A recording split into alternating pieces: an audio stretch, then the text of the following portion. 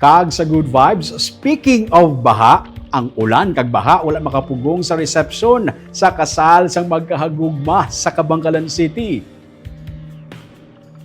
Against all odds, ang natabo nga wedding reception sang couple nga sanday Rainboy Enriquez kag Michelle Bacong bangod bisan ulan kag Baha ang wala makapugong sa selebrasyon sang ilang paghigugmaanay.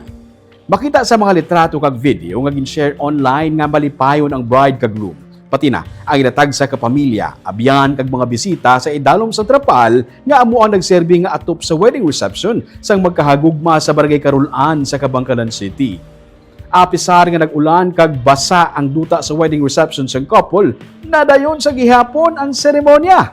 Si Rainboy kag Michelle ang isa sa napulo ka mga couples nga ginkasal sa ginpatigayon nga mass wedding sa Kabangkalan City sang kahapon nga adlaw, Miyerkules. Simple man, kag madamo sang pagtilaw ang adlaw sang kasal nanday Rainboy kag Michelle apang makita ang hindi upang ang kun ano man nga kabudlayan sa duha ka tawo nga naga palanggaanay.